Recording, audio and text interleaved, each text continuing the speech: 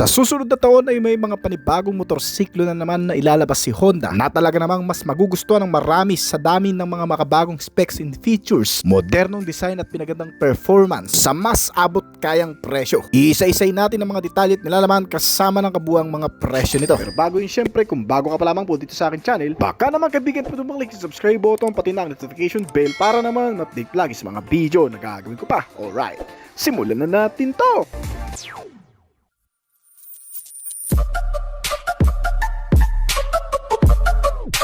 Ang pinakauna sa listahan natin ay ang pinakabagong Honda Click 125 2026 Model Version 6. Ay ang isa sa pinakapopular na motor ng Honda mula pa man noon dahil sa pagiging maaasahan nito sa pang-araw-araw na gamit, matipid, malakas, practical, matibay at may abot kayang presyo. Kaya naman patuloy pa rin ina-update para makasabay sa pinakamodernong gamit ng ilang mga kakumpetensya nito. Sa pinakabagong update nito, ngayon na inilabas na sa bansang Indonesia, makikita ang makabagong disenyo na may kasamang modernong teknolohiya para mas maging sporty, practical at efficient sa pang-araw-araw na gamit, lalo na sa mga urban driving at long drive highway. Itong 2026 Click 125 ay may bagong look na mas aggressive at modern na nagbibigay ng impresyon na hindi lang pan-transport kundi isang fashion statement. Ang ilan sa mga pangbungad na kapansin-pansin sa bagong modelong ito ay ang LED headlight nito na sharp at futuristic ang hugis na nagbibigay ng malawak na maliwanag na ilaw sa gabi. Nilagyan rin ito ng LED taillights at indicator na parehong naka-LED para sa premium look nito. Kasama ang makabagong disenyo ng 14-inch cast alloy wheels nito na may kasamang tubeless tires na mas stable at safe sa kalsada.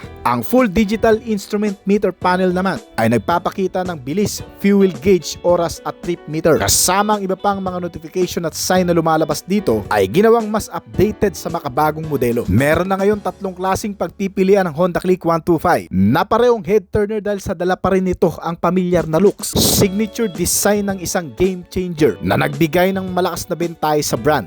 Yun nga lang, may isang bagong version ito o mas kakaibang variant na kung saan ay naka-naked handlebar na may kasamang parang nakapatong na digital instrument meter panel na talaga namang mas nakakaakit na ngayon kumpara sa old version nito. Mas rugged at futuristic, pero ano nga bang nagpapagana ngayon sa bagong Honda Click 125? Gumagamit pa rin ang modelong ito ng pinagkakatiwalaang makina na naka-single cylinder, single overhead cam, 4-stroke 2 valves, liquid-cooled PGM-FI o fuel-injected na fuel supply at enhanced smart power technology. Sa tulong pa rin ng 125cc engine displacement nito na gumagawa ng 11 horsepower at 10.8 Nm ng torque na umaabot naman sa bilis na 110 to 115 km per hour. May fuel tank capacity ito na 5.5 liters at kumukonsumo ng 46 to 50 km per liter. Ilan pa sa mga bagong update at dinagdag sa Honda Click 125 2026 ay ang pagkakaroon nito ng keyless entry na ignition system.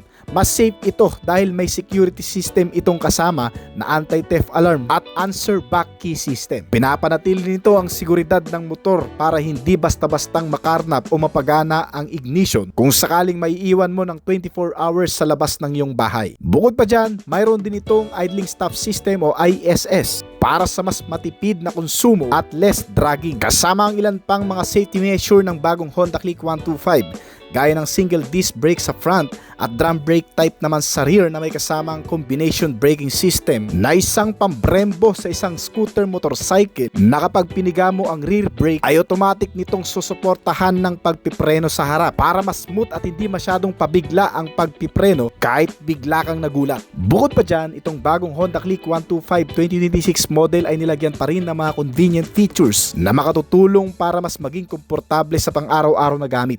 Gaya ng pagkakaroon nito ng USB port charging system, may mga console pocket, mas malaking underseat compartment storage na pwedeng paglagyan ng gamit kasama ang front footboard, mga retractable hook at rear grab bar sa isang maluwag at komportabling upuan na para sa dalawang tao. Ang bagong Honda Click 125 ngayon ay marami ring bagong design concept at graphics na pwedeng pagpilian depende sa iyong personality. May mga color variants din ito na bumagay sa iba't ibang kulay ng mga mags nito. Itong bagong Honda Click version 6 ay inaasahang dumating sa bansa sa unang quarter ng taong 2026. Well, isa sa pinakatanong dito ng marami, magkano kaya ang magiging presyo nito kung sakaling dumating ito sa Pilipinas ngayon? Sa bansang Indonesia, ang pinakamababang variant nito ay nagkakahalaga ng 24,410,000 rupees. Na kung direkta natin i-convert sa Philippine peso, ito ay aabot ng 87,000 pesos. Ang sumunod na variant naman na tinatawag na CVS ISS ay nagkakahalaga ng 26 million rupees. Nasa Philippine peso, ito ay aabot ng 90,000 pesos. Habang ang pinaka-top end variant na Honda 125 Street, yung naka-naked handlebar, ay nagkakahalaga doon ng 26,499,000 rupees.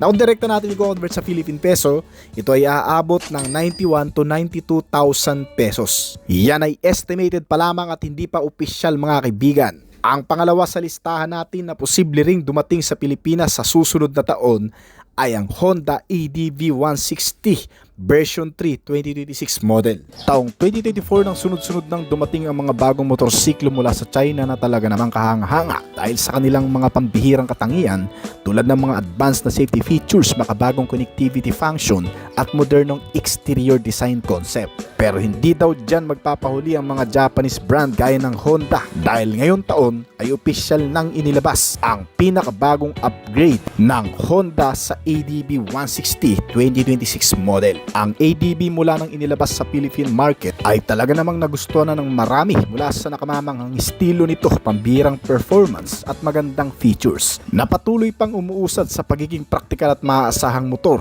lalo pa ngayon na mas in-upgrade sa makabagong bersyon. Ang ilan sa mga bagong katangian nitong 2026 model ADV ay ang pagkakaroon ng 5-inch TFT meter panel gauge na may dagdag na makabagong connectivity features. Ngayon ay may kulay na at mas moderno na ang TFT display nito. Ang bagong connectivity features na ito ay tinatawag na Road Sync na inilagay rin ng brand sa ilang mga modelo gaya ng Honda PCX. Pwedeng i-connect ang mga smartphone via Bluetooth para sa turn-by-turn navigation na may kasama ring control sa mga music na kung saan makikita mo rin dito ang mga messages mula sa cellphone kasama ang call alerts. Gamit ang bagong multi-switch sa kaliwang handlebar nito. May bago rin itong USB Type-C charging socket sa loob ng glove box compartment. Samantalang ang exterior nito ay na-update din. Gaya ng parte ng leg shield na isang panel sa harap ng mga paa ay na-redesign din upang magkaroon ng mas matibay na proteksyon at mas rugged na itsura. May bago ring kulay at trim treatment sa variant ng Road Sync gaya ng glossy brown body at burnt titanium rims. Ang mas kumpletong feature sa safety ng bagong Honda EDV 160 ngayon ay isa ring advantage ng motor na ito ngayon. Na-retain pa rin sa bagong Honda EDV 160 ang Honda Selectable Torque Control o HSTC na isang traction control features na kadalasang mo mapapakinabangan lalo na sa mga off-road condition. Tumutulong ang features na ito para maiwasan ang pag-slip ng rear wheel at hindi basta-bastang sumemplang kahit sa madudulas na klase ng kalsada. Nilagyan na rin itong bagong Honda EDV 160 ng Emergency Stop Signal o ESS na nakaka-alerto sa likod lalo na kapag biglaan ng pagpipreno, na sinamahan pa rin ngayon ng idling stop system para sa fuel efficiency at naka-smart key system para sa keyless start at enhanced security. Ngunit pagdating naman sa performance, mas pinalakas daw ang bagong ADV 160 ngayon gamit ang 156.9 cubic centimeter engine displacement nito na may ESP Plus 4-valve liquid-cooled na kayang bumuo ng maximum torque na 14.7 Nm sa kada 6,500 RPM at kayang gumawa ng maximum power output na 15.8 horsepower sa kada 8,500 RPM. Mas pinababa rin daw ng kaunti ang seating height nito na 780mm at mas pinalaki rin ng kaunti ang underseat compartment storage space nito. Kasama na dyan ang ilan pang mga features na inilagay pa rin ng brand sa bagong Honda EDV 160 gaya ng built-in hazard lamp, passing light switch, anti-theft alarm at answer back key system na may kasama pang side stand kill switch. At syempre, hindi rin makukumpleto ang mas modernong safety features nitong bagong Honda ADB 160 kung mawawala ang anti-lock braking system na nakatutulong din suportahan ang mga biglaang pagpipreno nito. Isa sa mga nagustuhan dito ng marami ay kahit napakalaki nitong modelo, bukod sa powerful na features nito ay hindi mahihigitan ng ilang brand ang pagiging fuel efficiency ng Honda ADB 160. May fuel tank capacity ito na 8.1 liters at kumukonsumo ng 46 km per liter. Talaga naman ang Honda ADB ay mas kaakit-akit ang disenyo. Dalang pinahusay na aerodynamic, mas mataas na windscreen protector at naked handlebar na nagbibigay dito ng mas adventurous at rugged na disenyo. Isa rin sa mga pangunahing katangian ng modelong ito ang pagiging matibay at maaasahan. Salamat sa robust suspension system nito na kayang tiisin kahit ang mga biglaang daan sa mga malulubak o hindi pantay-pantay na kalsada. Bukod pa riyan, pinaganda rin ng Honda ang riding comfort sa pamamagitan ng mas ergonomikong riding position at mas stable na handling. Ang combination ng telescopic front fork suspensions nito at twin shock absorber sa likuran ay nagbibigay ng maayos na balance sa pagitan ng comfort at performance nito na kahit sa mahihirap na off-road condition ay napapanatili pa rin ang stable na pag-andar nito. Dagdag pa rito ang mataas na ground clearance size nitong modelo na nagbibigay ng kumpiyansa sa mga rider na mahilig mag-explore sa labas ng syudad habang nananatiling praktikal para sa pang-araw-araw na biyahe sa mga syudad sa pagiging mas matipid naman na klase ng scooter na to. Pagdating sa dimension, ang ADB 160 may kabuang haba na 1950mm at lapad na 763mm. Ang taas nito ay nasa 1196mm at may wheelbase na 1324mm. Ang ground clearance size nito ay nasa 165mm at seating height na 780mm. Habang ang kabuuang bigat nito ay nasa 133 kg. At batay sa mga nakuwang datos, narito ang ilan sa tinatayang presyo at impormasyon tungkol sa pagdating ng Honda ADB 160 2026 model.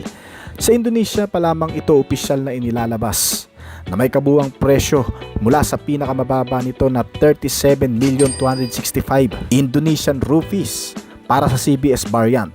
Ang ABS variant nito ay nagkakahalaga ng 40,311,000 rupees at ang road sync variant naman ito ay may 41,950,000 rupees na price tag sa Indonesian market.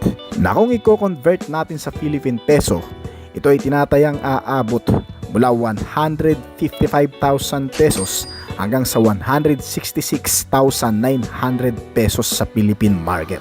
New Honda Beat 2025 model. Opisyal nang inilabas ang pinakabagong upgrade ng Honda Beat ngayong taon sa bansang Indonesia. Ito ay naglalaman ng makabagong anyo at forma, kasamang ma-retain ang magandang performance at katipiran nito kumonsumo ng gasolina. Ilan sa mga bagong katangian ng Beat na una mo kaagad mapapansin ay ang front design nito, bagong style na LED headlamps at mga graphics kasama ang color combination nito. Highlighted din sa bagong modelong ito ang bagong security features na anti-theft alarm system. May bagong variant na nakakilis entry at ilang mga modern touch amenity. Ang Beat ay isa sa pinakamatibay, practical na commuter bike na mabibili mo sa bansa sa mura nitong presyo. Kaya naman sa pinakabagong disenyo ng paboritong scooter ng masa ay talaga namang mas tataas din ang espekulasyon ng marami kung ito bang commuter ay mas naging malakas na rin kumpara sa dati. Sa pagkakataong ito ay gumagamit pa rin itong modelo ng 110 cubic centimeter engine displacement na naka 4-stroke single overhead cam at air-cooled type na cooling system na may ESP engine technology. May mas malaking fuel tank capacity na 4.2 liters at kumukonsumo ng hindi bababa sa 60 km per liter. Ang Beat ay may safety features pa rin na CVS o combination braking system kasama ang pinakabagong security features nito na anti-theft alarm, side stand switch at parking brake lock. Kaya nitong magbigay ng 8.8 horsepower sa kada 7,500 RPM at 9.3 Nm sa kada 6,500 RPM at umabot sa pinakamabilis na 105 km per hour. Nag-range mula sa estimated price na 70,900 pesos. Pangalawa sa bago ng Honda, ang Honda Stylo. Bukod sa Honda Giorno na nasa Pilipinas na isang classic scooter, ang Honda ay hindi lang pala isa, dalawa at marami pang mga classic scooter ang inilabas na line-up model nito. At isa sa mga nagbigay ng magandang feedback mula sa maraming consumer nito ay itong Honda Stylo. Isang napapanahong old school na motorsiklong scooter na may mga modernong specs technology gamit ang makabagong design sa exterior. Motor na ito ay talaga namang mas tinangkilik ng marami sa iba't ibang bansa sa Asia. Ngayon sa bagong update nito, ang motor ay nananatili pa ring simple na may matikas ngunit eleganting forma. Ilan sa mga unique identity nitong motor ay ang pagkakaroon ng LED headlamp at dalawang hugis kilay na naka-lowered na daytime running light. Ang Stylo ay gumagamit ng mas malakas na engine kumpara sa Giorno na may 160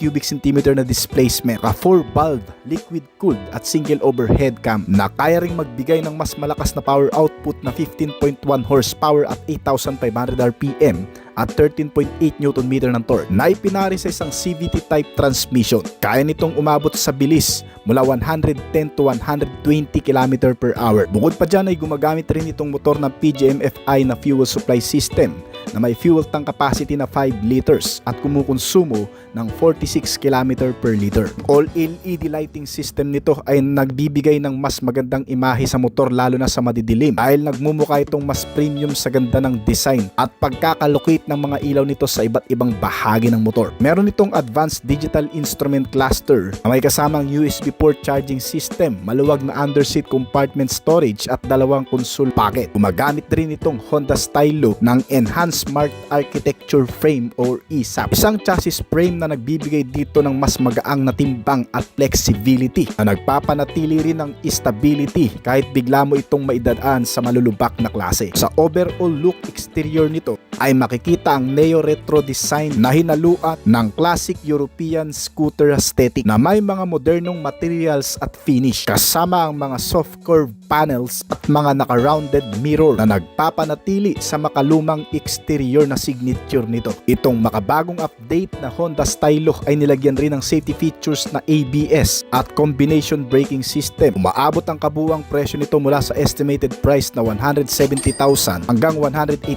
pesos. New Honda Monkey 2025. Isang matatag ngunit sopistikado classic manual motorcycle ng Honda na may mas maliit na body configuration. Hindi lang pala Honda Navi ang pinakamagiging paborito ngayon ng marami dahil itong Honda Monkey ay halos katulad lang din ito kung tutuusin. Mula sa dimension at body type figure, ang Navi at ang Monkey ay hindi nagkakalayo ng laki. Mas classic nga lang itong Honda Monkey na pinapagana ng 124 cubic centimeter na displacement, single overhead cam at air-cooled type na cooling system. Gumagamit rin ito ng PGM-FI na fuel supply na ikinabit sa isang 5-speed manual transmission. Kaya nitong gumawa ng 9.2 horsepower sa kada 7,500 RPM at maximum torque na 10.2 Nm sa kada 5,500 RPM. At umabot sa bilis na 105 km per hour. May kaliitan itong modelo pero may fuel tank capacity naman ito na 5.7 liters at kumukonsumo mula 47 to 50 km per liter. At bukod pa dyan, mataas rin ang ground clearance nitong motor na may 175 mm at tumitimbang ng 105 kg. Ilan sa mga pangkaragdagang features nitong motor ay ang pagkakaroon ng LED lighting system, naka-digital ang instrument panel at may safety features na anti-lock braking system at CBS type na klase na pagpipilian. Ang classic Monkey styling na may curved circular headlamp at mga side mirror ay ang nagpapalakas ng exterior appearance nito. Kasalukuyang inilalabas pa lamang din itong 2025 Honda Monkey sa bansang Indonesia na nagre-range ang presyo nito mula sa estimated price na 64,900 pesos hanggang 66,900 pesos depende sa variant. Yan ay estimated pa lamang at hindi pa opisyal. 2025 New Honda Genio nilabas na rin ang isa pang bagong retro scooter bike ng Honda na magbibigay rin ng mas magandang performance, quality, fuel economy at durability. Isa ang Honda Genio sa mga pinaka-practical na scooter ng Honda dahil hindi lamang sa napakaganda nitong performance kundi sa napakamurang presyo lang din ito. Gumagamit pa rin ang motor na ito ng 110cc engine displacement at ikinabit sa isang CVT type transmission. Bagong graphics at color combination ang makikita sa exterior na may bago ring front wheel design na kayang gumawa ng 8.8 horsepower at 7,500 RPM at 9.3 Nm ng torque sa kada 5,500 RPM at gumagamit rin ng air-cooled type na cooling system.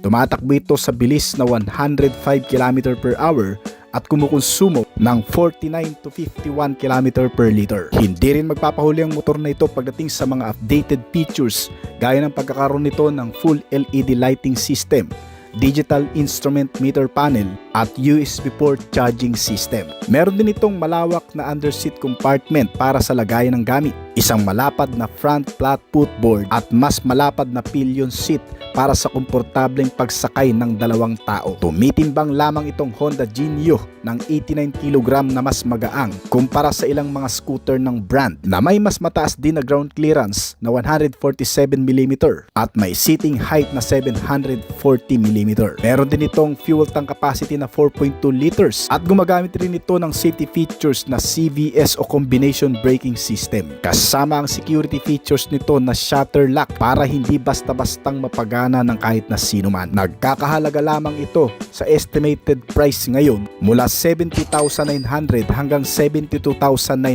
pesos base sa Indonesian market.